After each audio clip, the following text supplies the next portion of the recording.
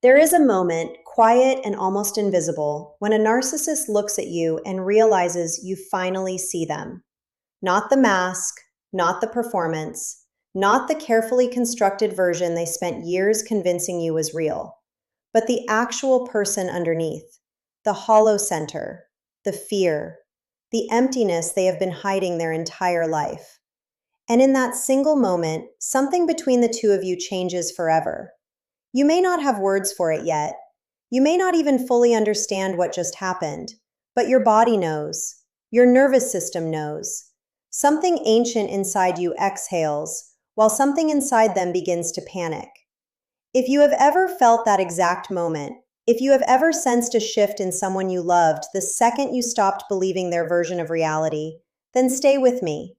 Before we go any further, take a breath and gently subscribe to this channel. Not because I am asking out of habit, but because this space was built for people like you. People who lived through things they could never explain to anyone else. People who are finally waking up. Every time you subscribe, you are not just following a channel, you are choosing yourself. You are telling your nervous system that healing is no longer optional. You are walking back home to the person you were before they tried to erase you. Now let us go deeper, because what happens inside a narcissist the moment they realize you see through them is one of the most psychologically intense experiences a human being can witness.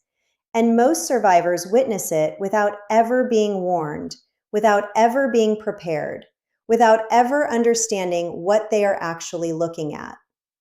For a long time, the narcissist depended on one thing above all else: your belief in them, your doubt of yourself, your willingness to question your own memory, your own perception, your own instincts before questioning theirs. That was the entire foundation of the relationship. Not love, not connection, not partnership. Control built on the quiet erosion of your inner certainty. And the second that erosion stops, the second you begin trusting your own eyes again, the entire structure they built around you starts to crack. At first, they sense it before they understand it. Narcissists are not emotionally intelligent, but they are emotionally observant in a predatory way. They notice the smallest things: a pause before you answer, a tone that no longer trembles, a silence that used to be filled with apology, eye contact that no longer flinches. They feel the shift in your energy long before you say a single word.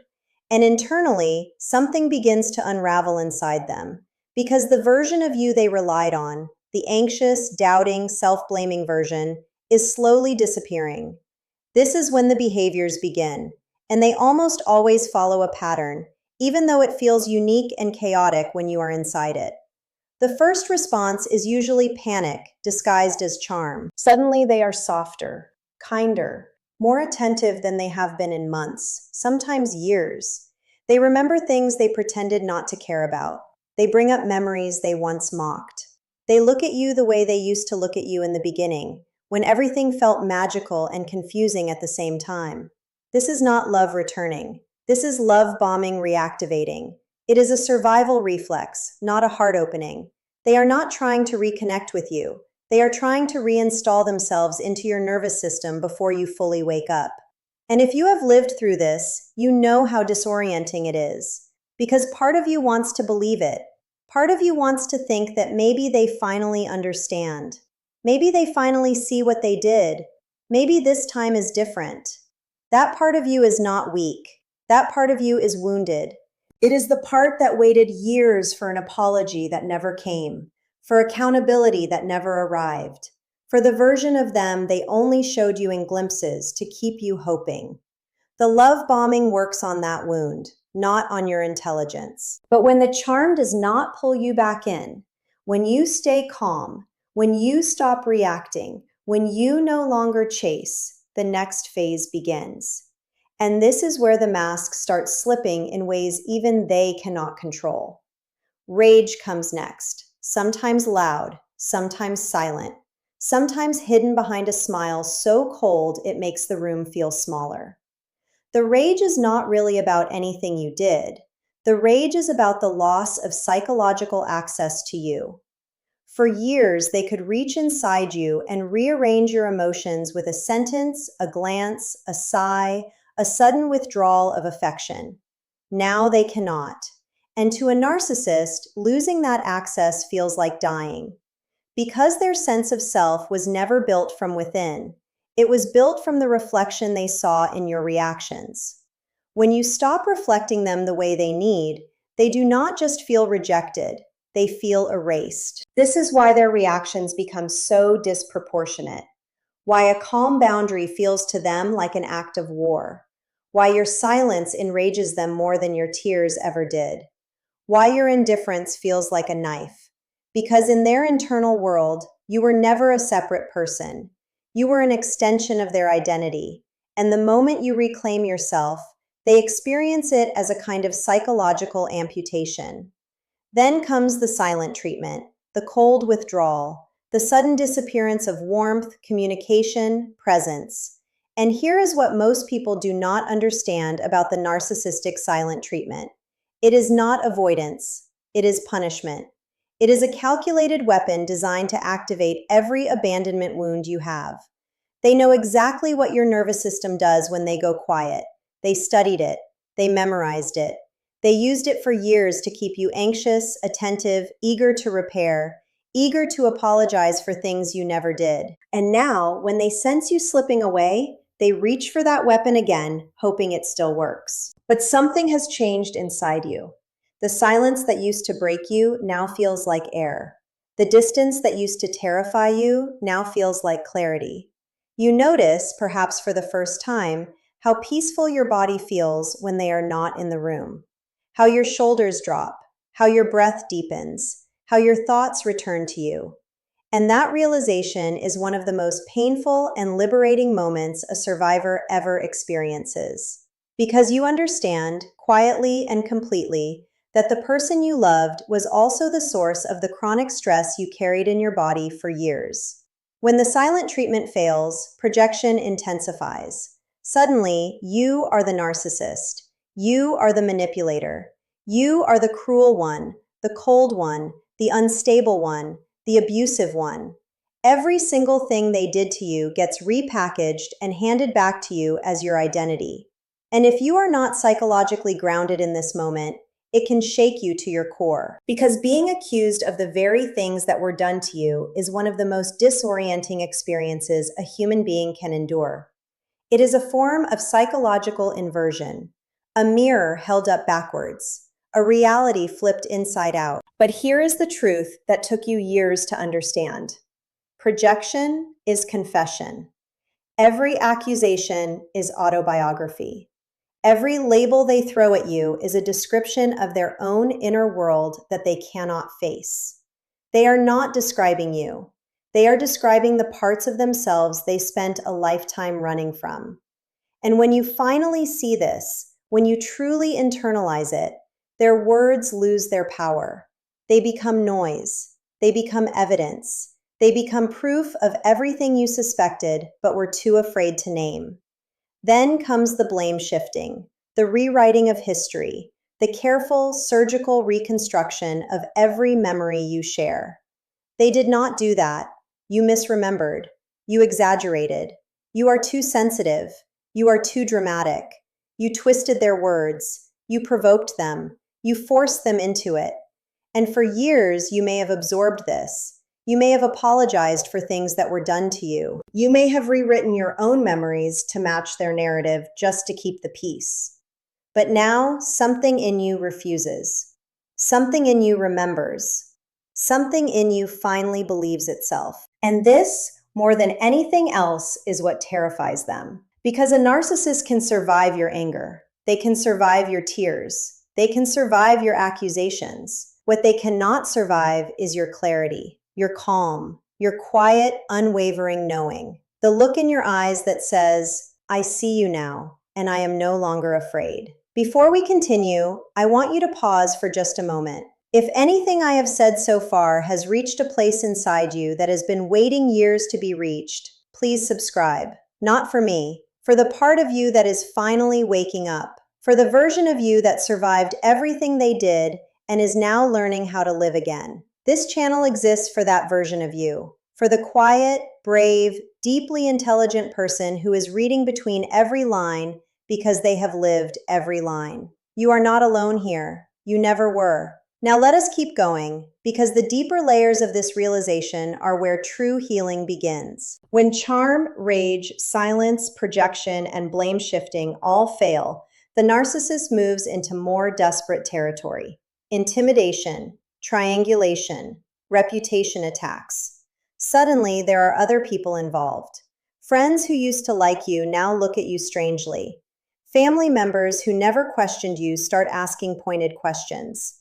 Coworkers shift in your presence. Mutual connections grow distant. You feel it before you can prove it. The narcissist has been working behind the scenes, planting seeds, dropping hints, painting you as unstable, ungrateful, unwell, unkind. They are building a narrative, recruiting allies, constructing a version of reality where they are the victim and you are the threat. This is one of the most painful stages of awakening, because you not only lose the person you thought you loved, you sometimes lose people you trusted, people who believed the story before they asked you a single question. And the grief of that is immense. It is layered. It is complicated. It is the grief of losing not just a relationship, but a social reality you thought was stable. But here is what survivors eventually understand. The people who believed the smear without ever asking you were never truly your people. They were extensions of the narcissist's social mask. They were stage props in a performance you did not know you were part of. And while losing them hurts, their absence eventually becomes a kind of cleansing. Your circle becomes smaller, but it becomes real. Quieter, but truer. Less crowded, but finally safe. Then comes triangulation. The introduction of a new person, a new ally, a new flame, a new admirer paraded in front of you to provoke jealousy, insecurity, comparison. This is not love. This is choreography. The new person is not a replacement. They are a tool, a mirror polished and held up to your face to make you doubt your worth one last time. And in the early stages of awakening, this can hurt deeply. You may compare yourself. You may feel discarded. You may wonder why they get the version of the narcissist you were promised but never received. But with time, you understand. The new person is not winning. They are next. They are walking into the same maze you just escaped, only they do not know it yet. The cycle does not change. The mask does not stay on forever. The same patterns will surface. The same wounds will reopen. The same role you played will be assigned to someone new. Because the narcissist is not changing. They are reenacting, endlessly, compulsively, tragically. And in the middle of all this, you are doing something extraordinary, even if you do not realize it yet. You are healing in real time. You are learning to sit with discomfort without abandoning yourself. You are learning to notice manipulation without falling for it. You are learning the difference between love and longing, between attachment and trauma bonding, between peace and emotional numbness. Your nervous system is slowly remembering what safety feels like. Your intuition is coming back online. Your sense of self is returning, piece by piece, like a long, slow sunrise after years of darkness. You may notice that you cry more now or less. You may sleep differently. You may have dreams that feel like memories and memories that feel like dreams. You may feel anger you were never allowed to feel, grief you were never given permission to express, confusion that comes in waves, followed by clarity that feels almost holy. This is not regression. This is integration. This is your psyche finally being allowed to process what it had to suppress just to survive. And one day, often without warning, you will notice something quiet but profound. You will think of them and feel nothing. Not love, not hate, not longing, not rage. Just a clean, calm, neutral knowing. The kind of knowing that does not need to argue, does not need to explain, does not need to be understood by anyone but you. That is the moment your nervous system finally releases them. That is the moment the spell breaks completely. That is the moment you become unreachable to them. Not because you built a wall, but because you built a self. Seeing through a narcissist is not just an act of perception, it is an act of liberation. It is the beginning of psychological freedom. It is the moment your inner world stops being colonized by someone else's chaos. It is the moment you stop translating their behavior into your fault. It is the moment you reclaim the parts of yourself you abandoned just to keep the peace. Your voice, your softness, your intuition, your laughter, your boundaries, your time, your dreams, your body, your future. And the most beautiful part is this: you do not have to confront them to be free. You do not have to win an argument, get an apology, receive closure, or be understood by them. Your freedom does not depend on their awakening. It depends on yours, and yours has already begun.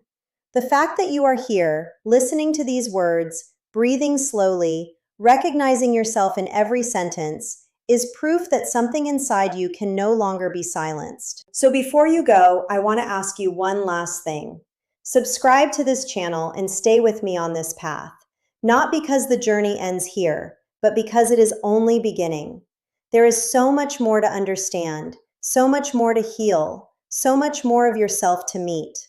The version of you that exists on the other side of this awakening is someone you have not been introduced to yet.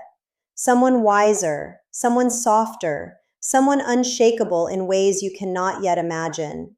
And I want to walk with you, slowly and gently, until you meet that person face to face. Because what happens when a narcissist realizes you see through them is only half of the story. The other half is what happens when you realize you were always more than they could ever control. And that realization, quiet as it begins, is the sound of your real life starting again.